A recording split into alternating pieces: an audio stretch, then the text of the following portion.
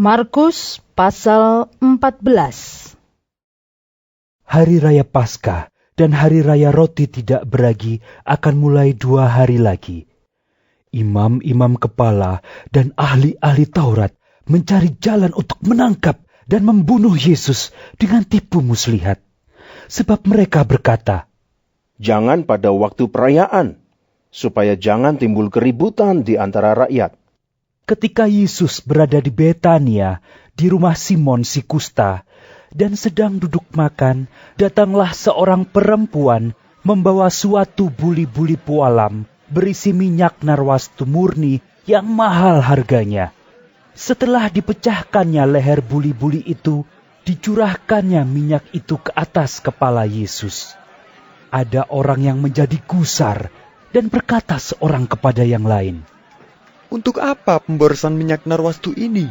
Sebab minyak ini dapat dijual 300 dinar lebih, dan uangnya dapat diberikan kepada orang-orang miskin."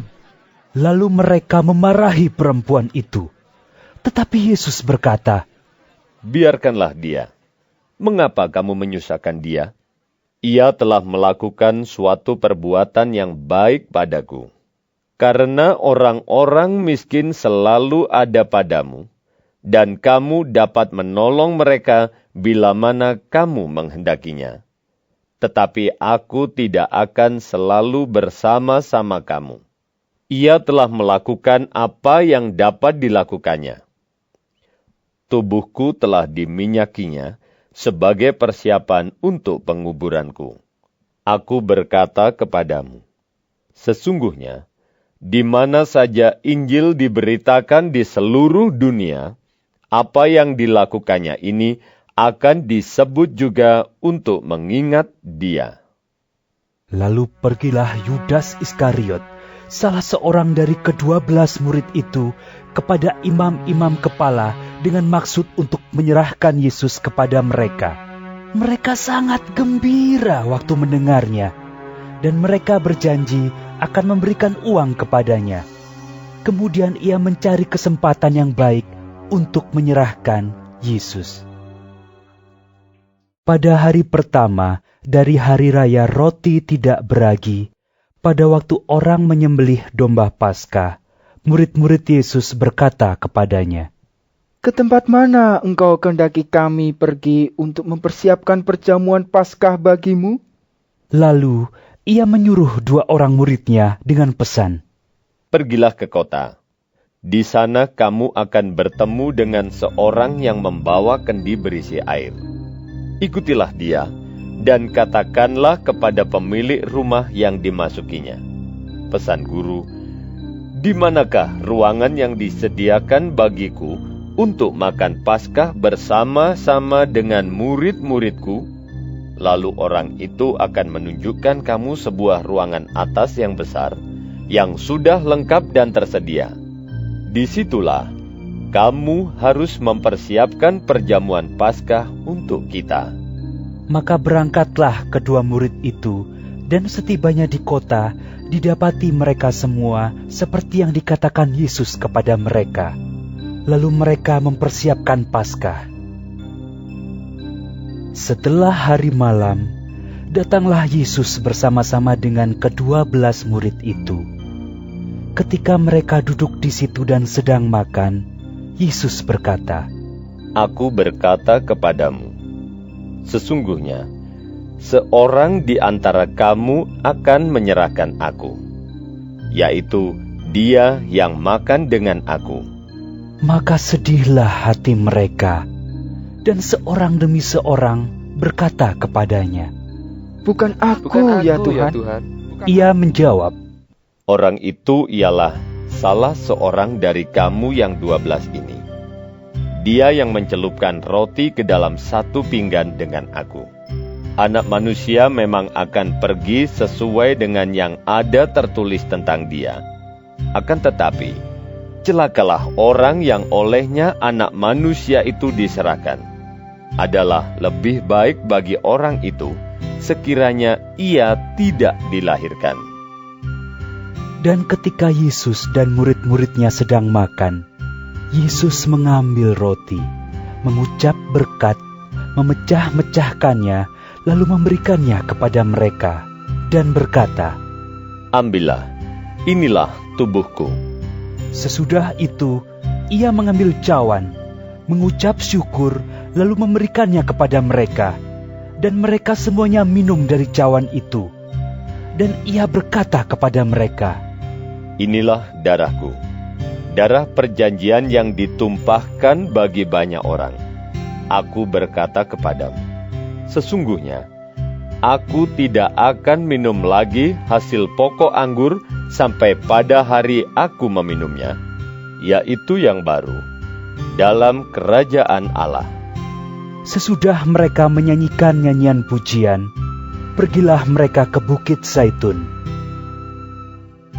Lalu Yesus berkata kepada mereka, "Kamu semua akan tergoncang imanmu, sebab ada tertulis, Aku akan memukul gembala, dan domba-domba itu akan tercerai-berai. Akan tetapi, sesudah aku bangkit, aku akan mendahului kamu ke Galilea." Kata Petrus kepadanya, Biarpun mereka semua tergoncang imannya, aku tidak.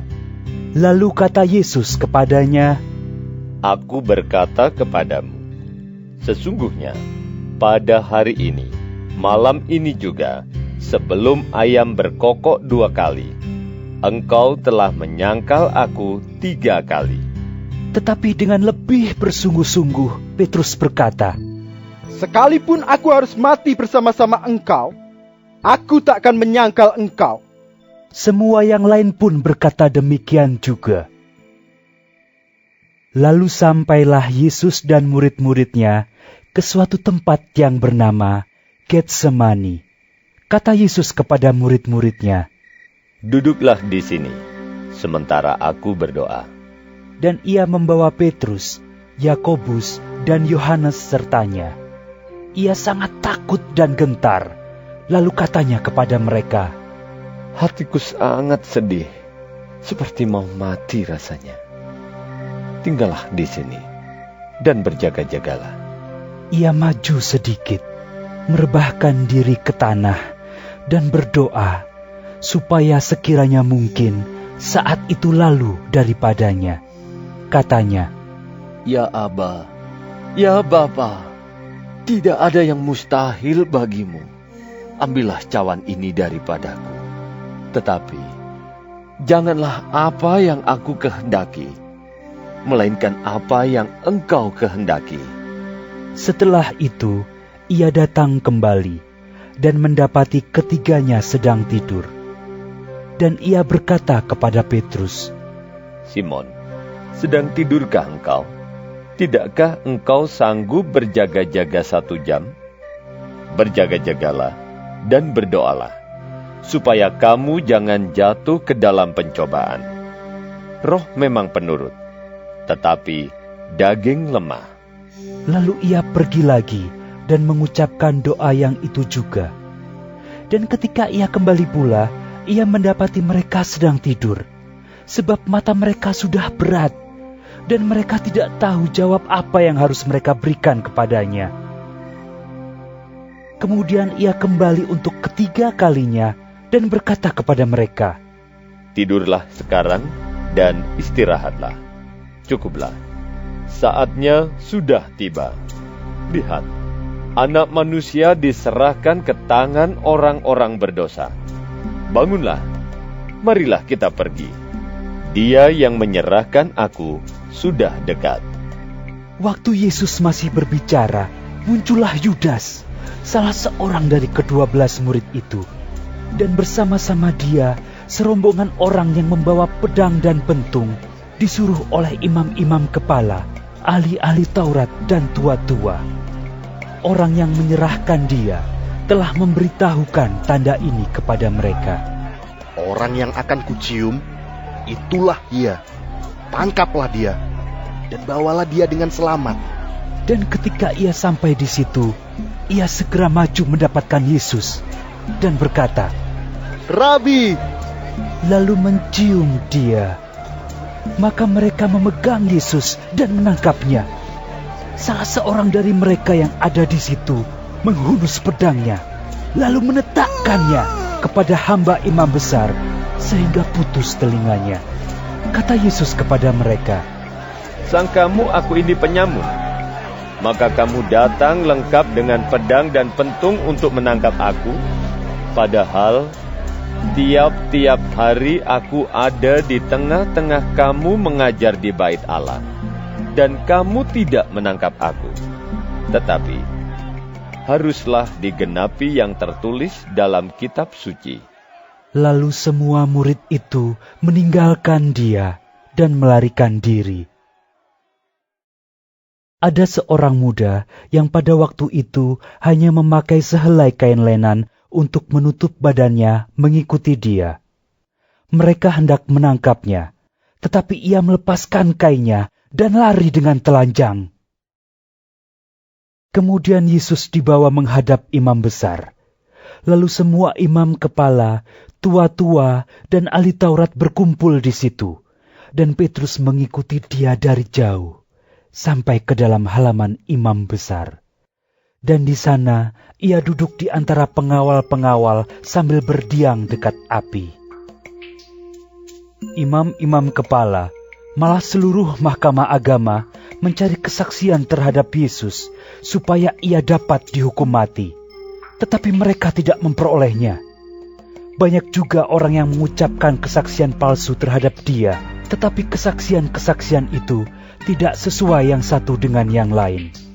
Lalu beberapa orang naik saksi melawan dia dengan tuduhan palsu ini. "Kami sudah mendengar orang ini berkata, 'Aku akan merubuhkan bait suci buatan tangan manusia ini, dan dalam 3 hari akan kudirikan yang lain yang bukan buatan tangan manusia.'"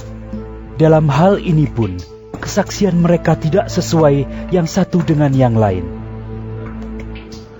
Maka imam besar bangkit berdiri di tengah-tengah sidang dan bertanya kepada Yesus. Katanya, "Tidakkah engkau memberi jawab atas tuduhan-tuduhan saksi-saksi ini terhadap engkau?" Tetapi ia tetap diam dan tidak menjawab apa-apa. Imam besar itu bertanya kepadanya sekali lagi. Katanya, "Apakah engkau Mesias, anak dari yang terpuji?" Jawab Yesus, "Akulah dia. Dan kamu akan melihat Anak Manusia duduk di sebelah kanan yang Maha Kuasa dan datang di tengah-tengah awan-awan di langit."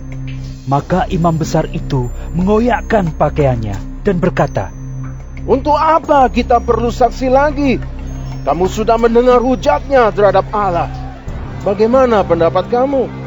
Lalu dengan suara bulat mereka memutuskan bahwa dia harus dihukum mati. Lalu mulailah beberapa orang meludahi dia dan menutupi mukanya dan meninjunya sambil berkata kepadanya, "Hai Nabi, cobalah tegak." Malah para pengawal pun memukul dia. Pada waktu itu, Petrus masih ada di bawah, di halaman. Lalu datanglah seorang hamba perempuan imam besar. Dan ketika perempuan itu melihat Petrus sedang berdiam, ia menatap mukanya dan berkata, "Engkau juga selalu bersama-sama dengan Yesus, orang Nazaret itu." Tetapi ia menyangkalnya dan berkata, "Aku tidak tahu dan tidak mengerti apa yang engkau maksud." Lalu ia pergi ke serambi muka dan berkokoklah ayam. Ketika hamba perempuan itu melihat Petrus lagi, berkatalah ia pula kepada orang-orang yang ada di situ, "Orang ini adalah salah seorang dari mereka." Tetapi Petrus menyangkalnya pula. Tidak lama kemudian, orang-orang yang ada di situ berkata juga kepada Petrus, "Engkau ini pasti salah seorang dari mereka. Apalagi engkau seorang Galilea." Maka mulailah Petrus mengutuk dan bersumpah, "Aku tidak kenal orang yang kamu sebut-sebut ini." Dan pada saat itu berkokoklah ayam untuk kedua kalinya. Maka teringatlah Petrus bahwa Yesus telah berkata kepadanya, sebelum ayam berkokok 2 kali, engkau telah menyangkal aku 3 kali. Lalu menangislah ia terseduh-seduh.